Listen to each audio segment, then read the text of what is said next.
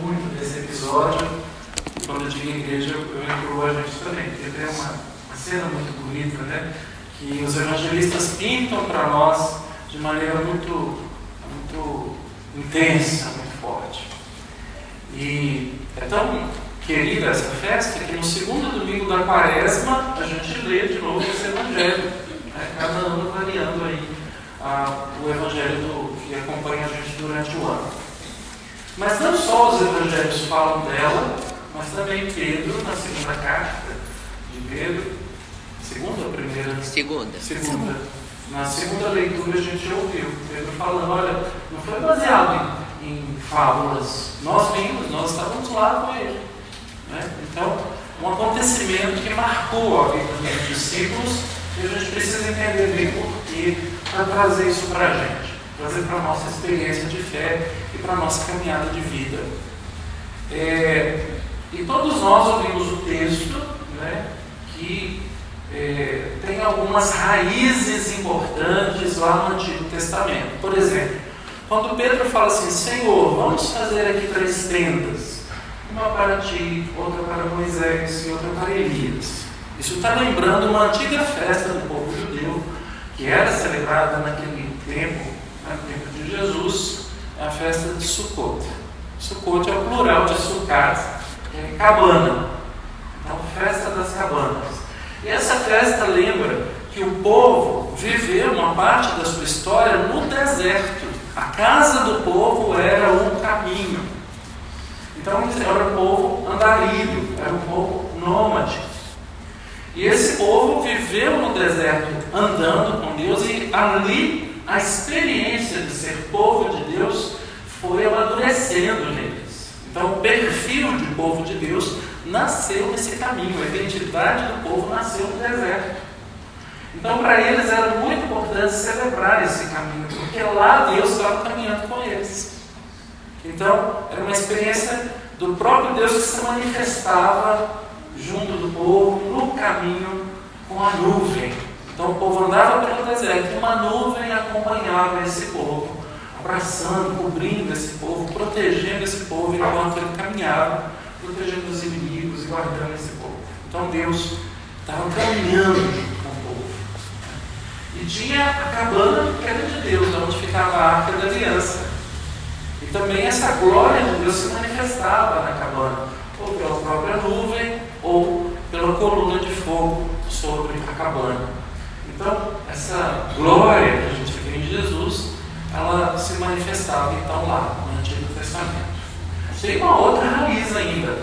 Quando fala que o rosto de Jesus brilhou como o sol, a gente lembra de Moisés, quando subiu a montanha, e lá na montanha ele conversava com Deus. Na verdade, o texto diz assim, Deus conversava com Moisés como um amigo conversa com outro amigo. E aí Moisés descia da montanha com um rosto brilhante. Tinha uma osmose, né? Parece que o brilho de Deus pegava em Moisés. Então Moisés colocava um véu no rosto, né, para comunicar ao povo a vontade, a palavra de Deus. Né?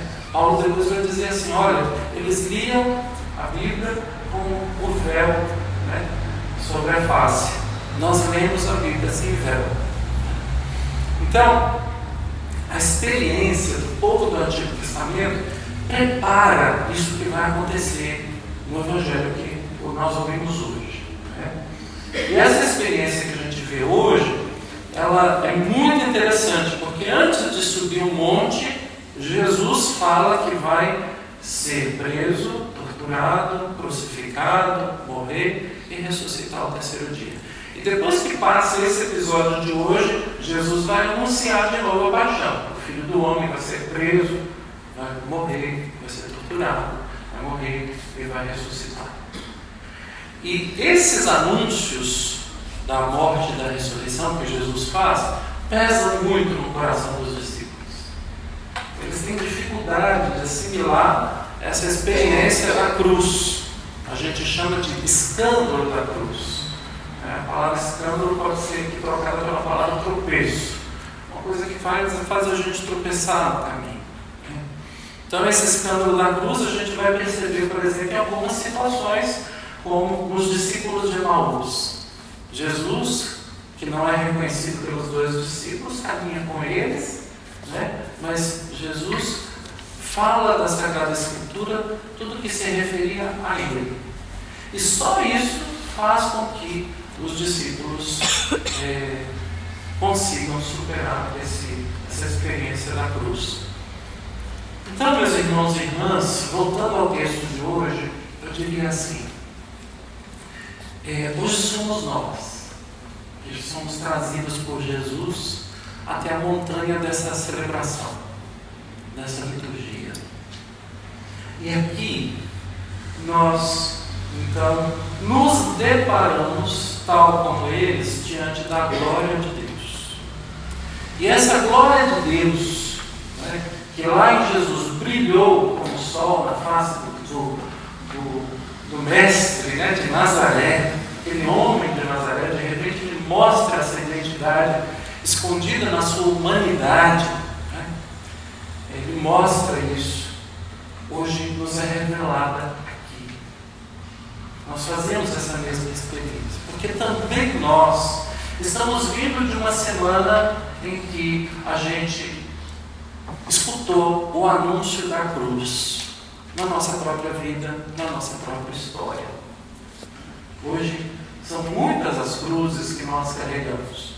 Se cada um olhar para a sua própria vida, vocês vão reconhecer, né, dentro da sua vida, da sua história, do seu caminho, que alguma coisa está difícil, que alguma coisa está pegando, e que muitas vezes isso se torna para nós uma espécie de tentação, uma tentação de primeiro ficarmos paralisados. Os discípulos caem com o rosto por terra e ali ficam paralisados até que Jesus os chama. Então hoje ele vem até você, até mim, até nossa comunidade, para nos tirar da paralisia, para que a gente então continue o caminho. Ele diz para a gente: coragem, levanta. Coragem, levanta. A gente então se levantar e retomar o caminho. Mas a gente não vê só a nossa cruz pessoal. A gente vê a cruz também, que às vezes está dentro da nossa família, ou na vizinhança, na própria comunidade, no mundo em que a gente vive. Pensemos na dura cruz que carregam as pessoas que têm fome. Pensemos na dura cruz que carregam as pessoas que estão nos hospitais, ou não estão, porque não tem hospital para todo mundo. Pensemos na dura cruz das pessoas que são vítimas da violência, como vimos essa semana, uma jovem que foi violentada, né, inconscientemente. Então, existem cruzes por aí, nesse mundo, e a gente hoje vem escutar uma palavra que dá para a gente um contraponto nessa semana em que a gente recebeu o anúncio de tantas outras cruzes que a gente viu nessa história. Terminando a celebração, nós vamos para casa e vamos enfrentar uma outra semana e não pensemos que a gente vai ficar isento. A gente vai encontrar de novo essas coisas. Então, esse nosso encontro aqui, ele tem o mesmo valor que teve para os discípulos subir a montanha com Jesus. E o valor que tem para nós aqui é exatamente esse: para que os discípulos de ontem e de hoje não se escandalizem com o peso da cruz. Porque Deus mostrou naquele humano de Nazaré, chamado Jesus, a glória que vem do próprio Deus. Como a gente viu no Apocalipse de Daniel, o Filho do homem que vem do meio das nuvens recebe de Deus a glória desse ancião que está sentado no trono. Então o Filho de Deus recebeu essa glória que brilha na face dele, nas roupas dele, né? É como uma semente, uma fagulha dessa divindade que de Jesus passa para nós. Nele é pleno, em nós, né? Isso está ainda escondido na nossa humanidade, ainda no meio das nossas coisas, né? E é de dentro disso que tem que manifestar, não é? à parte disso, mas de dentro da nossa história, de dentro da nossa vida, de dentro das dificuldades, de dentro das chagas, de dentro das dores, dos problemas, nós somos chamados a acender a nossa lâmpada. A segunda leitura diz isso, né? Vocês fazem bem em ter diante dos olhos a palavra da profecia, como uma luz que se acende para atravessar a noite, até chegar o amanhecer, onde vai brilhar para os vossos corações a estrela da manhã. Então, nós estamos nessa travessia, nesse caminho. E nesse caminho, a gente então é chamado a escutar a voz de Deus. Escutar a voz de Deus que é pronunciada pela boca de Jesus, hoje no corpo, que é a igreja, para que venha dele então essa energia para acender em nós essa luz da glória de Deus. Para a gente aliviar da experiência de cruz que nos passou e para a gente se fortalecer para as experiências que virão. Então Deus faz uma pausa com a gente, uma pausa restauradora. A igreja gosta dessa expressão na liturgia. É como parar num posto de gasolina e encher o tanque. Encher o tanque para a gente continuar a semana, guardando a fé, mantendo a chama acesa dessa palavra que aquece o coração da gente e que faz a gente continuar a caminhar, a atravessar o escuro. E enquanto a gente faz isso, a gente está apressando a chegada do novo dia, o dia em que tudo vai ser glorificado em Jesus Cristo. Então, meus irmãos e irmãs, a experiência da transfiguração, hoje está dizendo para mim e para vocês, para a nossa comunidade de Santana, tem cruz? Tem. Mas tem a glória de Deus. Deus nos acompanha. Hoje Ele nos abraça, Ele nos envolve, né, com a sua nuvem. Por isso a gente usa incenso, para lembrar que nós hoje somos envolvidos pelo abraço de Deus que não nos deixa sós. Hoje somos nós que estamos envolvidos por Ele.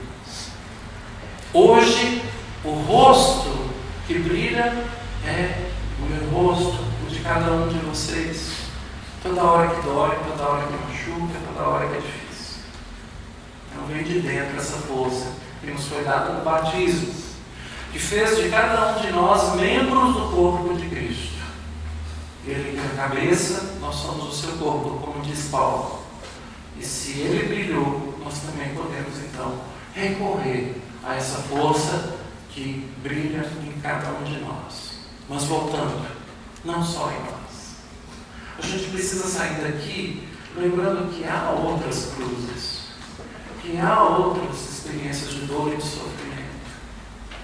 E que nós somos chamados a despertar isso em cada pessoa que a gente encontra, lembrá-las, né?